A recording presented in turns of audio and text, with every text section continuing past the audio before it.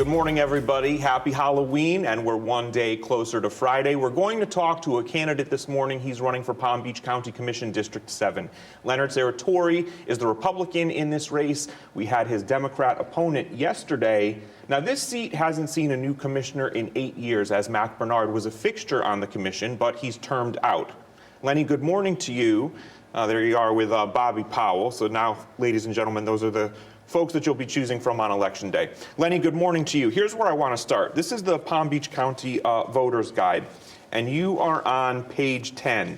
But in all of the boxes where your answers would be about your platform, it says candidate did not respond. So I just want to tick through these because I think it's a great start here for our viewers. What's the single most important objective that you'd pursue if elected to the commission, Lenny? To revamp and reorganize the HR department. Talk more. I would like to see more people see why these raises, especially the people that get raises automatically when you come into the company, and other people don't get their salaries. They have to start at the same one as they're advertising. Okay. What changes would you propose to future budgets? I don't know. That question's been asked to me many times. What would you change in the budget? If I haven't seen the budget, how would I know what to change in the budget? So I haven't been informed about anything that needed changes right now, but as soon as we get in there, but if we get an audit and we see what's going on and there's nothing that has to be changed, if you go back to when George Bush was running, he used to say no new taxes. Yeah. Then he got in there, I guess he didn't look at the budget neither, because when he got in there, he proposed new taxes. I hear you. Okay, so Mike, ask me after I win. Do you have any proposals for any new programs that you would like to launch? Well, I just went to the ministries for the Baptist Church. They asked two questions there for all candidates. It says, would you like to have a housing unit for low-income renting? That was presented there. That's what they're looking at to see, because the rents are so high in Palm Beach County now.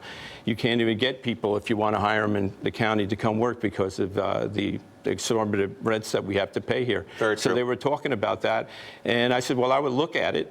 I said, but I presented what happened in New York City about the low-income renters didn't pay. So the taxpayers have to pay $185 million back in back rents that weren't paid by the low-income renters. So I said, you could propose it, you could see where it goes. But one key word there, you also have to ask the renters, the people who live in Palm Beach County, who already have houses and are paying for them, do they really want to, have an extra tax, a burden put on them to have people who have low-income housing and they can't afford the rent? So one word, referendum. You would put it out for a referendum, I think, to see if everybody would want something like that. Fair point.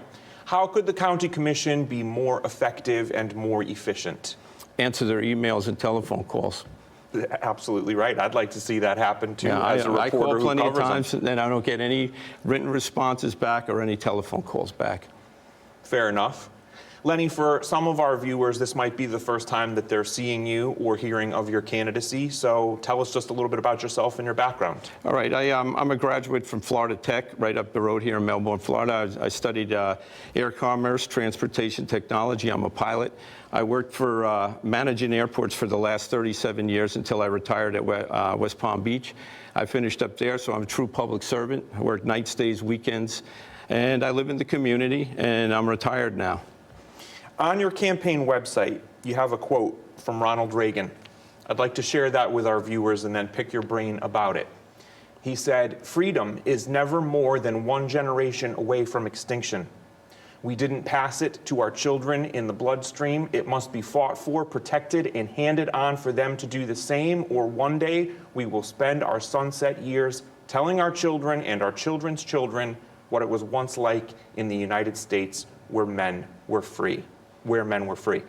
It's a powerful quote. I'd like to talk to you about why you put that on your site and what it means to you. Because the way the direction the country's going right now, you see your First Amendment rights are being taken away, of free speech. I actually advertised in one of the campaigns on Facebook, and they took all my advertisements down. So you couldn't run, and they said this is not appropriate for here, but everybody else who was a Democrat was on there, and they were able to post their media on there. So that's one of the reasons. And you got your Second Amendment rights that people are trying to infringe upon. I'm a gun owner, and I'm also an NRA member, and I don't think that anybody should infringe on our rights to take tyranny out of government. So that's one of the things he's talking about. And he's right. We're one generation away. We're now, the generation today is the cell phone media. Everybody talks to you through a cell phone. You can't even have a conversation if you go to a store with anybody because it ain't through a text message. Very true. Very true. You told me that you wanted to run for this seat, for Mac Bernard's seat before, and it didn't quite pan out. No, it didn't.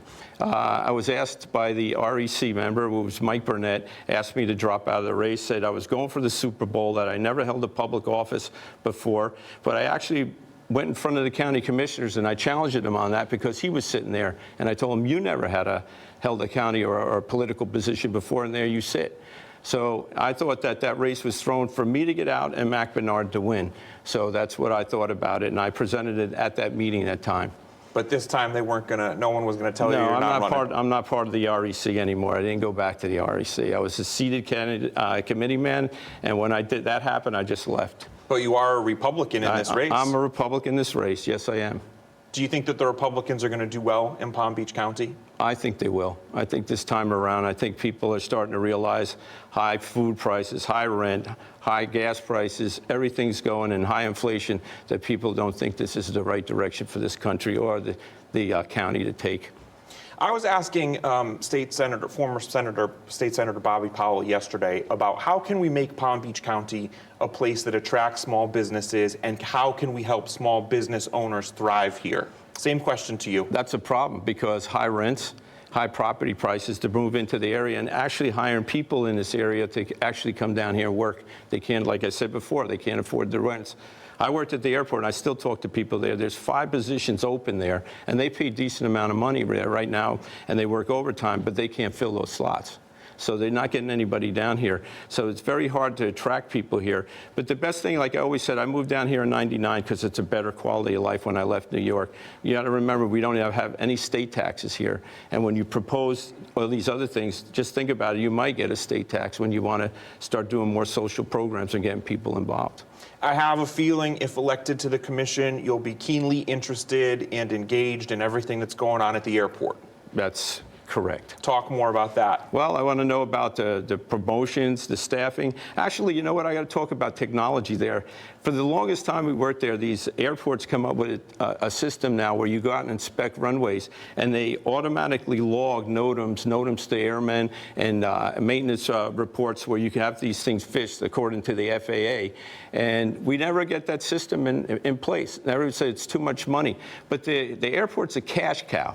It has a lot of money, and it actually pays for other. I think we give money into the budget for the county.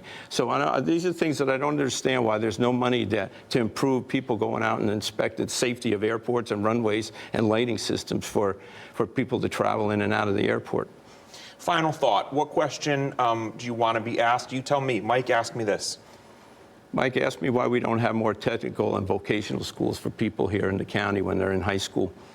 Have at it. Why do you think we don't, and what can we do about it? I don't know. That's a good question. That's what I'm going to find out when I get in there. So I think everybody's not academically inclined to go to college. And some people are more talented with their hands. Why don't we have more vocational schools to take, instead of bringing foreign labor in here to do it? I think a lot of people are out there in our audience, and they are saying, yeah, man, yeah, Lenny, you tell them. So I think that is a point that resonates. I enjoy talking with you. Thank you for having me. Good luck next week. Thank you. I appreciate it. We'll be back right after this.